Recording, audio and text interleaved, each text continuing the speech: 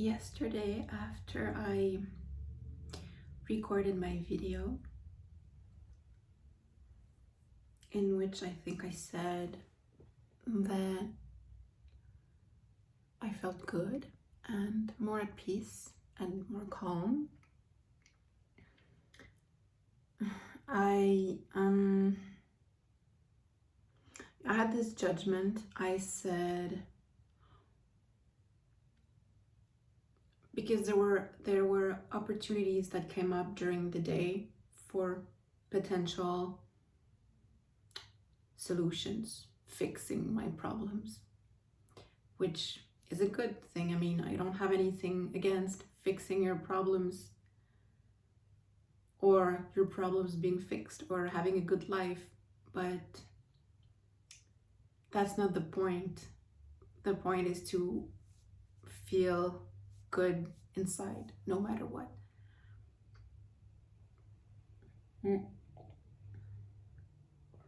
And so yesterday I was pleased to see that I was feeling calm and at peace. And I thought it was, that's what I realized after recording the video yesterday. I was like, yeah, well, of course you feel good. There's this and that that might help you. So it felt like my mood, my happiness, or my peace was conditional to my circumstances. And I would like to have my mood and my happiness and my peace not attached to conditions and circumstances.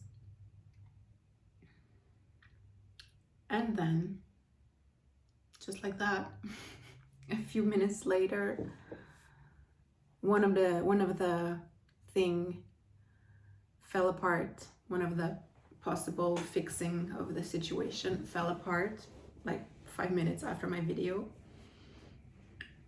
And then I realized that I had reached out to someone a couple of days ago and I hadn't heard back from them, so I guess that fell apart as well. And what was the other thing? Yeah, anyways, my hopes sort of fell apart. Not completely, but like I'm almost there went down to, no, you're not at all. Maybe things will work out, but there are no things here in your reality, in what you can see with your eyes, that can make you think that you're about to be out of this situation. And then I could feel the anger or the fear come up. But it only came up. It didn't stick, it didn't stay. By that time it was the evening and my daughter was back from school and I didn't want to be all trapped in my emotions. I'm dedicated to healing, so I'm taking all this time at home, the whole day, if I need to meditate, to heal, to get to the root of my trauma and my emotions. But I want to, as much as possible, be functional and be a mom for my daughter when she comes home. So she was back and I could see that the things were falling apart. So obviously I didn't have time to go into a tantrum and be angry and fearful about that. But still, I mean, even if I want to be a mom, emotions come up, and I could have spent the night being fearful and, being in denial and repressing it or pausing it for the night because I wanted to be present for my daughter. Usually when emotions come up that way in the evening, I'm just so impatient and such in a hurry. I'm in a hurry for her to, let's get dinner, do your homework, go to bed, so that I can go to my room to process my emotions. But that was not like that yesterday. I saw the fear. I saw the fear in me. It came up. I saw the anger. I saw the pattern wanting to create drama. and create suffering, especially, and emotions. And it faded away. Obviously, I'm not ecstatic and blissful at the moment. It's a difficult period for me. But I think I'm becoming better and better at my intention, which is not to be dependent on life circumstances to feel good and to feel at peace, because life circumstances happen. You know, my main thing is that I feel guilt for my situation. Like, okay, it's not like you have a health problem or your father died or whatever. It's my problem. It's my fault if I have no money and if I'm not able to work, which ultimately we could debate, but it's not entirely true. I mean, is it my fault that I was abused as a child? No, it's not my fault. Is it my fault that that memory of abuse was repressed and came up 2 years ago, which made me struggle throughout my entire life, not knowing why, and now in the last 2 years, be completely overwhelmed by that memory and by how to process it? No, it is not my fault. And I'm doing my best. See, there's a bit of emotion here when I say I do my best, because I always feel like my best is not enough. And what's your best if it doesn't provide shelter for yourself?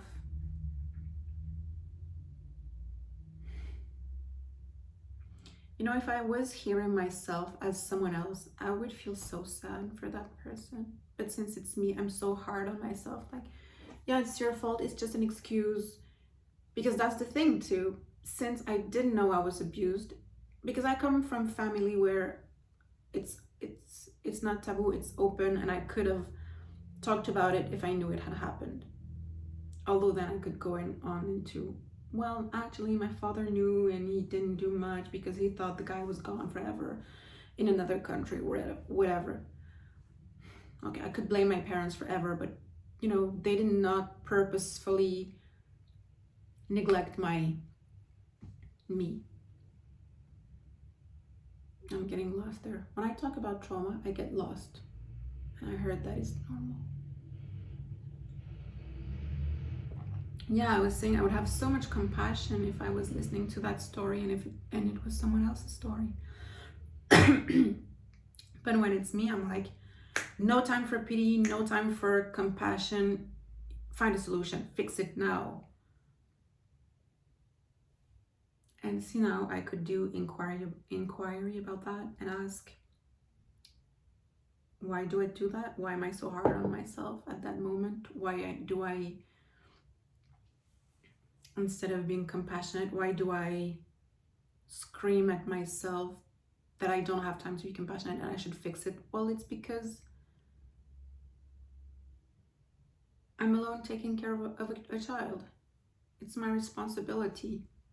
So that very mean voice, unfortunately, has good intentions. It wants me to provide properly for my child and for myself. It wants to make sure I have a rent, a roof over my head, and food in the fridge.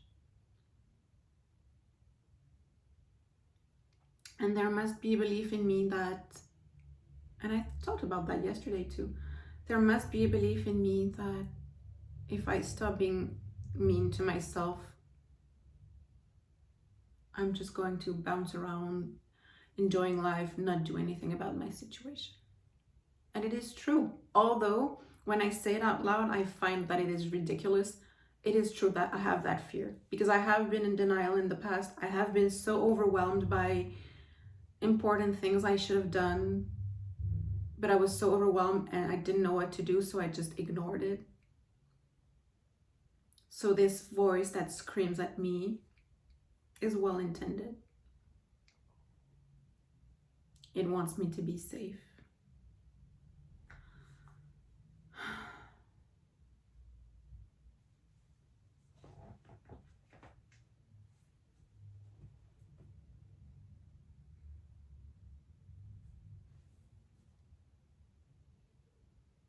I feel my body want to relax and just be, and I also feel vibration and tension and the urgency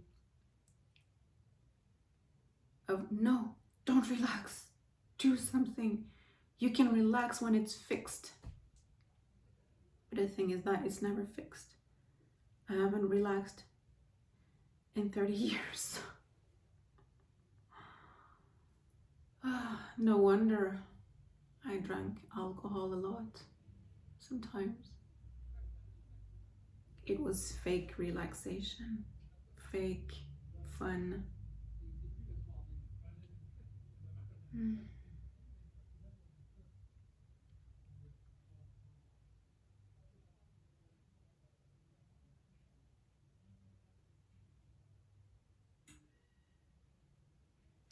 feels good to be so aware of this. It's not the first time I'm aware of it, but there's something different about it today and yesterday. Like more of an acceptance of it. And there's always the yeah, acceptance, blah, blah, blah. Fix it now, soon, now, it's urgent.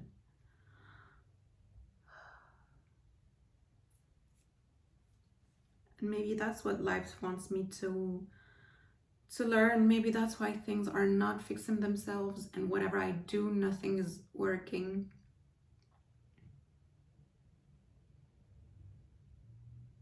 It's for me to do the work of finding the peace on my own, independently of circumstances. That's so hard. And I feel, when I say that, it feels cruel. Like, why would life do that? It's so hard. And why does life do that to me and not to others? But then we could go on about past lives and higher self, and I could probably see that was my intention coming into this life, to free myself from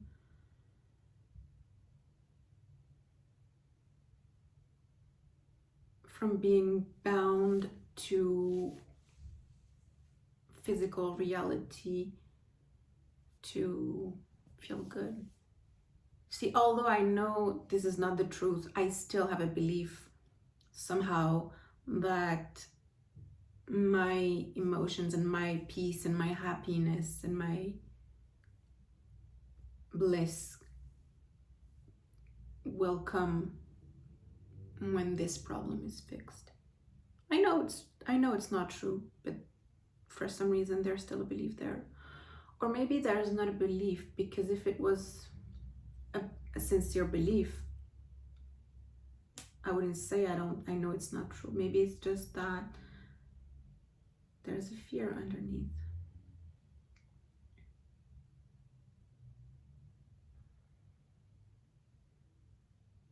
The fear is, if I feel good on my own outside of, no matter what happens in my physical reality, I'm going to be selfish. I'm only going to do what's good for me, what's not even good, what I want, even though it might not be good for me. And then everything will fall apart, and then I won't feel good because of the outside reality. When I hear myself say that, it sounds like there's a trauma there related to it. Like, I don't know, it's abstract. I don't have a memory. I'm just pretending. Like, I could imagine myself being a child and playing and having fun and being in the moment. And then something happens because I didn't care about it or attend to it, whether it was my responsibility as a child or not. And then the thing pops up in my life, and then it's terrible and it's fearful. I can think of something. I don't know if it's related to that because I don't think it happened. But when I was between, I would say 8, 9, 10, perhaps, I don't know. I lived with my father, and he was a carpenter. He worked in, I don't know what's it called in English, house construction. And he had to leave very early for that specific contract. So I had to take the school bus on my own. So of course he would prepare my lunchbox and feed me breakfast, and I was dressed up and all that. I think, if I remember correctly, he only left like 15 minutes before me, or I don't, less than half an hour. And he would show me the clock and would say when the how do you call that? How do you call those things that move on a clock? I have no idea. The sticks or whatever. So he said, when it's that time, you go out, because the house was far from the street. So I had to walk probably, I don't know, 5 minutes to get to where the bus would stop. So he said, when it's that time, you go out, you dress up, and when it's that time, you go out and you walk. And I never missed the bus, but I was so scared of missing it. And he said, if you miss the bus, you call that neighbor and she will drive you to school.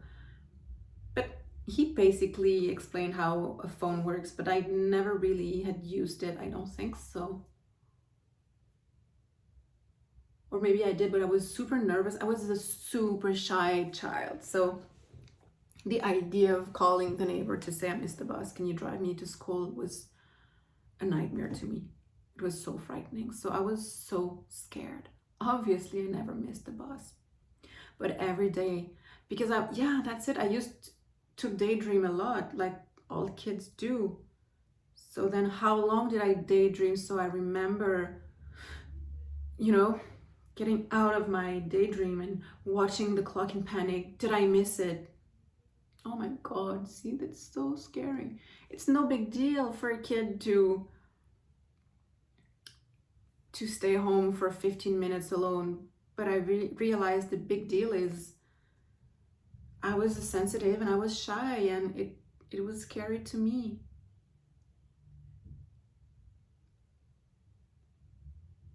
You should always listen to your intuition in trauma. If that story came up, it's probably the one. Even though my head has a judgment like, that's not a trauma, it's no big deal, happens to everyone. Yeah. And my father used to say, oh, you're always in your head, you're always daydreaming, sort of in a reproche, like it wasn't a compliment, you're daydreaming in a negative way. Like you're not in the present, you're always in your mind. So I guess I must have felt ashamed then. See, we didn't have cell phones and alarms at that time. Well, probably alarms, but he didn't think of programming one. That would have been helpful.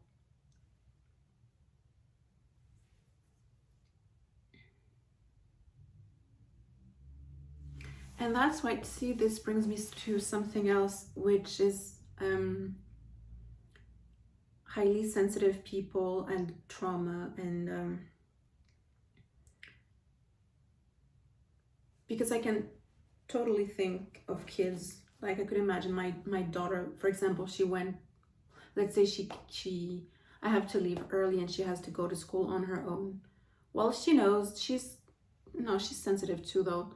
She's very sensitive, but of course she'll be a bit scared like I was, and she would have been afraid to arrive late, but she wouldn't be afraid that people would be so mad at her at school and punish her if she came late, for example, because she could walk to school.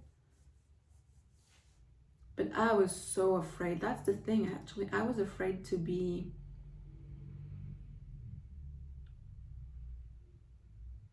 yelled at, to be screamed at, to be punished, to suffer.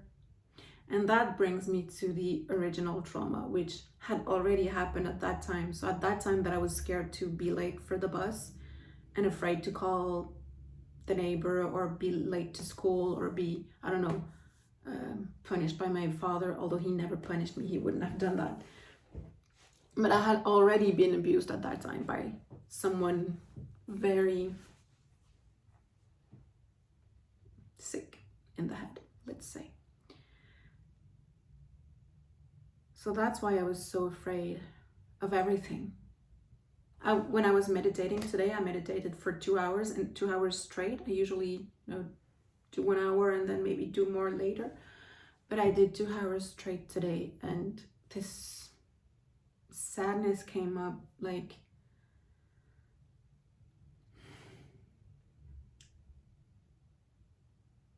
that this trauma, although I repressed it and did not remember, it made me scared. It made my nervous system in alert, in fight, flight, and freeze at the same time for my entire childhood. I was thinking of my high school days when meditating, and then deep sadness came. Like, I couldn't enjoy it.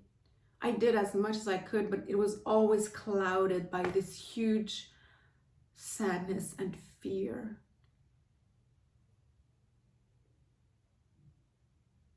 Childhood abuse destroys children, and it destroys their life. It's quite terrible. It's too bad I can't give myself that much compassion. Well, I am. I do. I give it to myself more and more. But I still have doubts. I still have the narrative in my head that says that I'm not a victim, that I'm the one who's wrong, that I'm the one who's doing things not the right way. I don't deserve help. I'm bad, and it's a terrible narrative. And it's sticky. Even though I know it's not the truth, it is sticky and it is strong.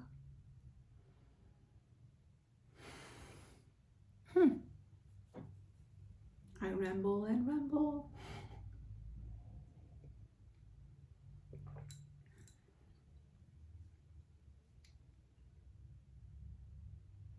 I don't know if these videos will ever be watched by anyone or if they will be helpful to anyone, but recording them, saying all those things, there's nothing that I said today that I never thought before, but saying it out loud and saying it just like someone would hear it, it's like there was someone in front of me. I'm trying to make it clear, understandable, hearable for another individual is very valuable. It's very different than simply acknowledging it in my mind or writing about it in a journal. Speaking it to someone else, even if it's not a true someone, it lessens it makes it more real.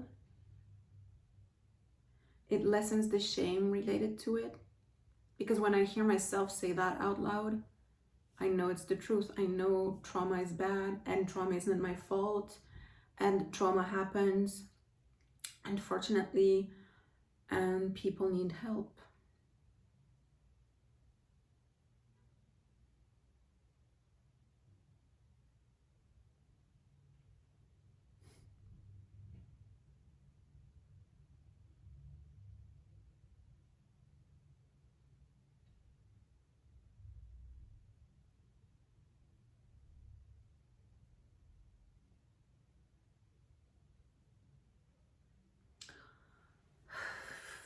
And as I often read and agree with, although it's hard, childhood abuse is not your fault, but it is your responsibility to heal.